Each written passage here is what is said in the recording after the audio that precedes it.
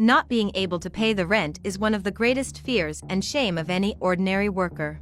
This is Camila's dilemma. On this day, Lucas, the owner of the house where she lives, calls apparently calm and asks how she is doing. When Camila replies that things are not very good, he makes one more question, if she is at home. Although insecure, she says she is at home, yes. Lucas would like to visit her to talk about the 6 months' rent that she and her husband Mateus owe. Ashamed and afraid of what might happen, she explains that the situation is tough. He claims to understand, but still intends to go to that house in an hour, which leaves the indebted woman desperate, not knowing what to do and not imagining what might happen. He regrets having to go personally to resolve this situation, but 6 months is the limit, unfortunately.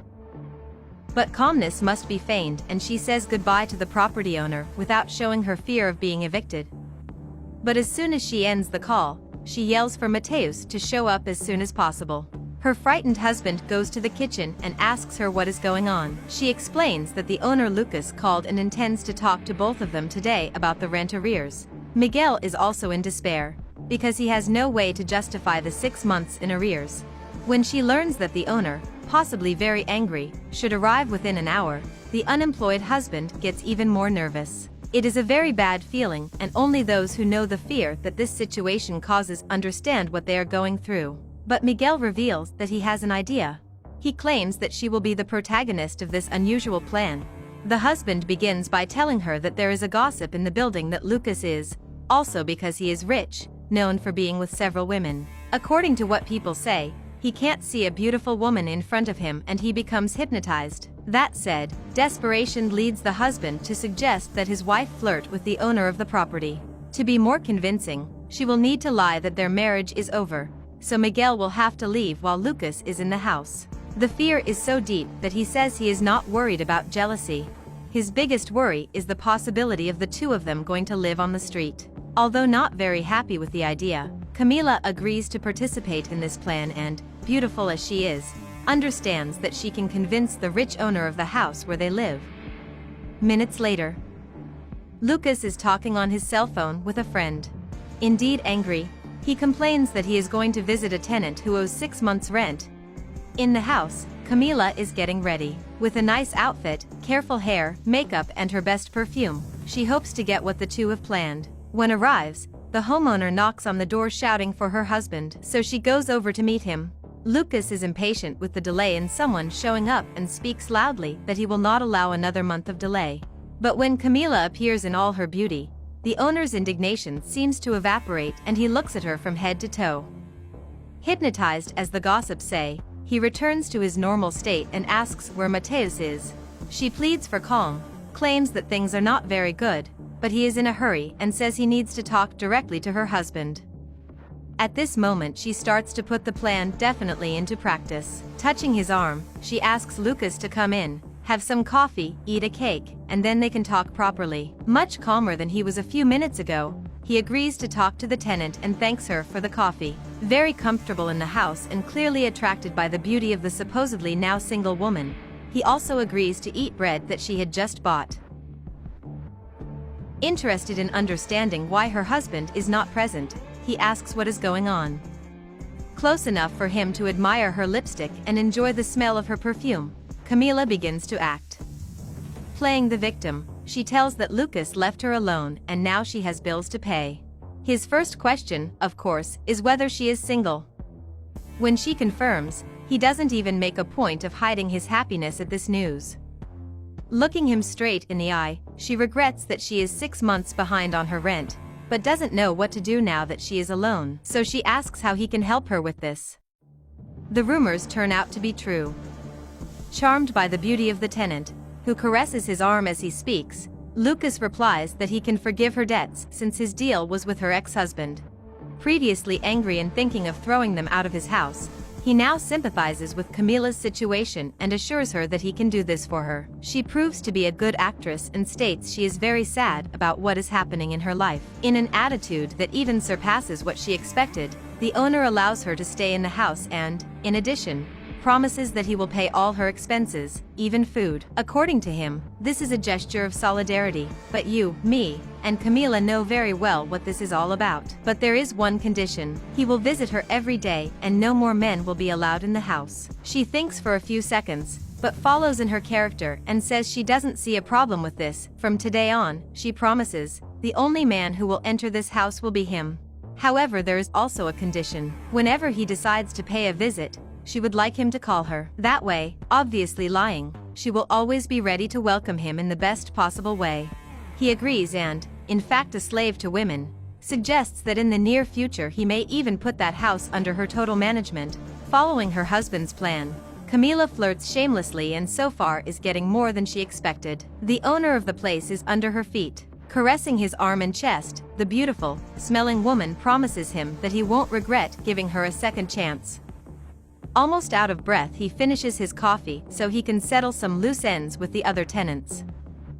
He thanks her and once again says that he will show up every day, but following the condition imposed by the manipulative woman. As soon as he leaves, the attractive woman laughs and gets thoughtful, wondering what else she can achieve if she continues deceiving Lucas. He, on the other hand, is excited about the deal he has made with his most beautiful tenant. At the same moment, Miguel appears, anxious to know what has happened. As soon as he enters, he goes into the living room and asks Camila if the plan has worked. Very well, more than they imagined, she answers to her husband's surprise. She says that the two of them have been talking and assuming the role of victim has worked out very well. First, their main objective was achieved, which was the forgiveness of debts. The unemployed husband laughs, incredulous that this has indeed happened. Moreover, the wife and good liar continues to tell, Lucas has promised that if she follows a few guidelines, soon that house will be hers. Miguel is surprised at the shamelessness of the homeowner. Then she tells him about the condition imposed, which is to make a visit every day and the prohibition of other men to enter. This point bothers her husband. After all, the end of their marriage is not real. To alleviate this issue, she has also set a condition, that he always calls in advance when he decides to come over. In the meantime, if he is at home, Miguel must leave as soon as possible. He is relieved, but worried that the owner might show up again today. The two of them will have to rely on luck, because Camila's cell phone is about to run out of battery. To make things even worse, when he went to his mother's house, Miguel forgot the cell phone charger there. But the two try to keep calm and believe that he will not appear twice in the same day. As the saying goes, the joy of the poor is short-lived. Before getting into his nice car to leave, Lucas realizes that he forgot the key and probably forgot it at Camila's house. Before returning, he follows the condition imposed by her and picks up his cell phone to make the call about his visit. However, the call goes straight to voicemail, certainly because the battery did not resist and the cell phone is turned off. With no alternative, the owner will have to return, whether she knows it or not. Lucas goes towards that house without imagining what he will discover. Minutes later, the couple celebrates that the plan worked. They both make fun of Lucas' naivety and how easy it was to fool him. But, notice well behind the curtains. When he enters the house, he applauds the performance of the two ironically. Screaming, he greets the woman who has completely fooled him. She, cynical, asks what he is doing there, but he's the one who makes the questions now. In addition to having lied about the agreement, she lied about ending her marriage to Mateus, who is confronted about the 6 months' rent. The cowardly, unemployed husband can't justify himself, so once again it is the wife who tries to get around the situation. Master of the lie, she tells him that he only came to her house to finish taking his stuff away. But to their misfortune, the homeowner heard everything behind the curtains. Tired of being treated as a fool, Lucas doesn't want to listen to the lies of the two anymore and demands that Mateus pay the rent. The husband admits his guilt and tells that they did this because they had no more way to justify being late in paying the rent. The attempt of the two to explain themselves further irritates him, even more so for having considered giving a second chance to the woman tenant. She tries to flirt once more, but it is too late and now the owner of the property is determined to evict them.